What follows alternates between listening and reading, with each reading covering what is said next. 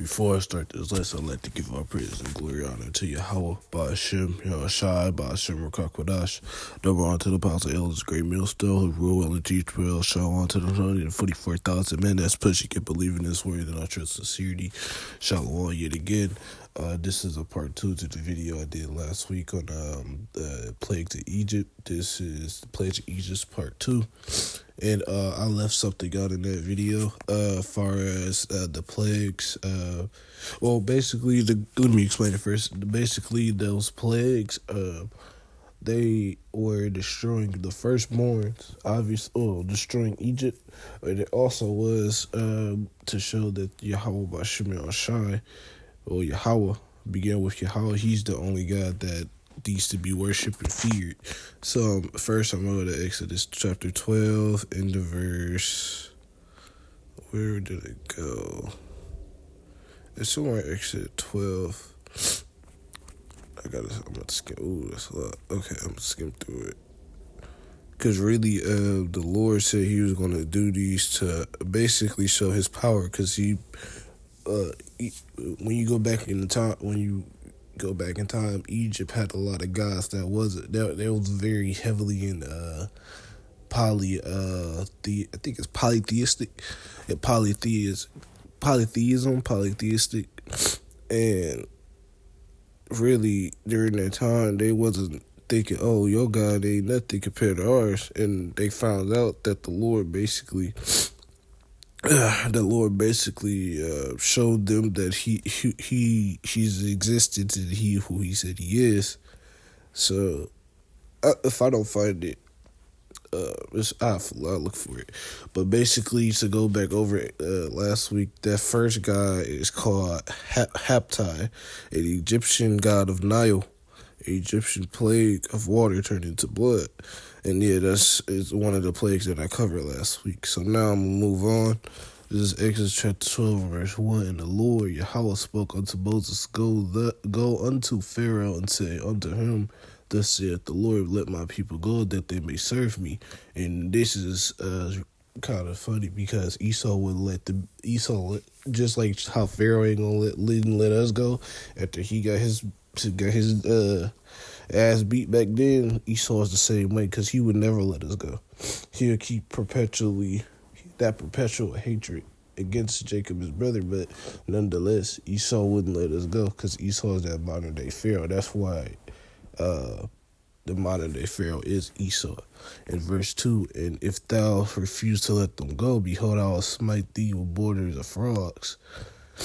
And the river shall bring forth frogs abundantly, which shall go up and come into thy house, into thy bedchamber, upon thy bed, into the house of thy servants, upon thy people, and into thine ovens, and into thy knitting troughs. And the frog shall come upon both thee and upon the people, upon all the servants. And during this time when the Lord is plaguing these people, during the time of Moses' Passover, we was being protected. The Israelites back then was being protected because we listened to what Yahweh Ba'ashem Yahushai said. We was protected, so we didn't deal with these curses or plagues. All of Egypt was dealing with these plagues. So this is verse 4 in the frogs. This is verse 5. And the Lord spake unto Moses, say unto Aaron, stretch out forth thine hand with thy rod over thy streams and over thy rivers and over the ponds, and cause frogs to come up upon the land of Egypt. And that's pretty plain and simple. During this time, the Lord was using Moses to show the miracles. Because when you get further into it, like into Numbers, further in Exodus, Moses was what's the right one he was? He was a mediator because we have to, that's why Moses is a great man. He was a mediator for he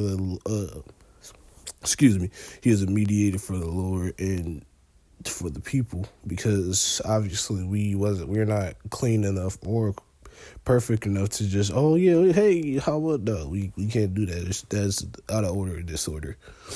Okay. Did I read verse 5? Okay, verse 6. And Aaron stretched out his hand over the waters of Egypt, and the frogs came up and covered the land of Egypt.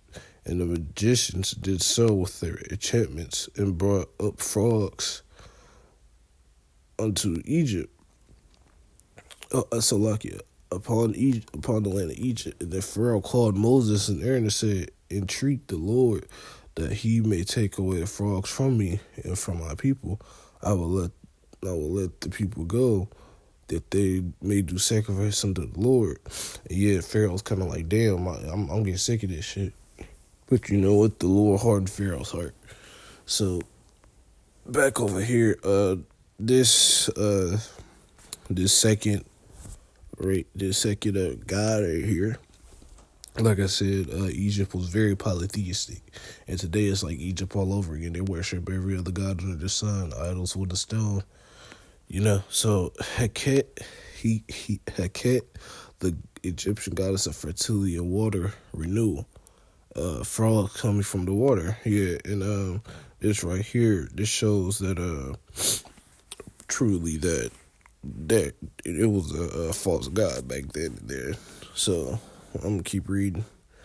I ain't gonna read the whole chapter, but I'm gonna just get majority of it. Okay, where did I leave? Okay. And this is verse 9. And Moses said unto Pharaoh, glory over me, when I shall entreat for thee, for thy servants, and for thy people, to destroy the frogs from thee, and thy remaining in thy houses, in thy houses, that they may remain in the river only. He said, tomorrow, he said, he be it according to thy word, that thou mayest know that there is none like unto the Lord our power, Yahweh. And yeah, that goes to show that the Lord is the God of God, the Lord of Lords, anyway, Yahweh Shai, cracked the clouds, and the fury of his father. The whole world gonna know who's who. It ain't gonna be, oh no, Jesus Christ, none of that shit. And I really hate that day. They gonna be no other gods to be, oh well, Allah, but no, it ain't none of that. Because when the Lord comes back, you're gonna physically see. Y'all wanna see shit so bad. Y'all gonna physically see the Lord, Yahweh, cracking the clouds and do what he came here to do. This is verse 10. No, this is verse 11. And the frogs shall depart from thee, and from thy houses, and from thy servants, and from thy people, they shall remain in the river only. And Moses and Aaron went out from Pharaoh, and Moses cried unto the Lord because of the frogs which had brought against Pharaoh. And the Lord did according to the word of Moses, and the frogs died out of the houses. And you gotta think, frogs ain't the most pleasant creature. I mean, you never know. Those frogs could have been poisonous. There's such thing as poisonous frogs. They can spit pus out their backs. Frogs ain't. I say this. So when you see a toad or something, and you don't know what the fuck it is, it's kind of creepy because they kind of weird, especially if you're in the dark and shit. And frogs ain't the most cleanest animals. Those are bottom feeder ass animals. So, it kind of get annoying. You see a fucking frog hopping everywhere and shit. You don't want to touch it, shit like that. So during this time, I'm pretty sure all of Egypt was like, damn, I don't like this shit. What the fuck? That's kind of nervous. And not even just the fact that they was nervous. You have to realize that frogs are unclean creatures. They eat flies, they live in swamps, all this type of stuff like that. But anyway, I get a precept real quick. Let me see, where was that at?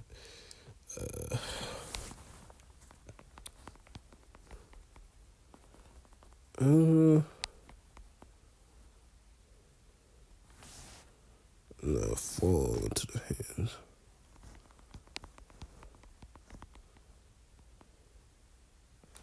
Let's see. This Hebrews chapter 10 and verse 31. It is a fearful thing to fall into the hands of the living power Yahweh. And yeah, that's exactly what happened with Pharaoh. And not even just that. You have to realize those Israelites back then was witnessing this too. They wasn't just, you just getting saved. It's just another. No, these Israelites back then was getting saved. Them 2/3 Negroes, the elected at that time, all of that. They was getting saved. The whole, because that deliverance from Egypt was taking all of the Israelites there and some heathen with them because that mixed multitude. But yet, nonetheless, you know, they witnessed those events, those miracles, and it should scare them. Like, just not like now. When no ICBMs hit and when no plagues hit this place, y'all gonna be realizing like, oh shit, they was right. Oh shit, because you're gonna be living through another Moses and Aaron situation where the Lord gonna be doing this thing, and we have to just keep faith that some of us are gonna be in the concentration camp, some of us are gonna be on the run. Some of us may be able to hide in the house for a few days till we gotta move again. You never know, because that's the type of times we're living in. So, let me see. I'm probably gonna read a little more up in there, and then I'm probably gonna close out. What verse did I leave on? Let's see. Give me for a second.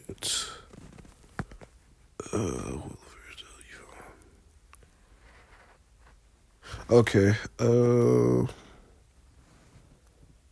That's 8, right? That's 8. Okay, so this is verse 12. Wait. Yeah, this is verse 12. Oh, actually, no. Weird. Okay, I thought we were at 11. This is verse 12. This is Exodus chapter 8 and verse 12. Moses and Aaron went out from Pharaoh, and Moses cried unto the Lord because of the frogs which he had brought against the Pharaoh. At verse 13, the Lord did according to the word of Moses, and the frogs died out of their houses and out of their villages, and they gathered together upon the heaps in the land. Yeah, you got to think that the Lord killed those frogs for they were standing there. And best believe when there's a rotting carcass, it's going to smell. That's undeniable. It's going to smell, Ain't like, oh, well, it's just going to sit there and smell without no smell. You got to think a dead, not even a dead body. Okay, let's say you run over a skunk. It's going to, not even a skunk, it's a smelling creature, but over a while that decay and stuff begin to rot in that fucking organism that once lived, But I'm going to do another part 3, of this. Yeah, that's basically it. Before I close out, I'd like to give our praise and glory and honor to Yahweh, Hashem, Shai, Shura, Kakadash, and on to the next one, Shalom. May Lord will just edify all to the next one, Shalom.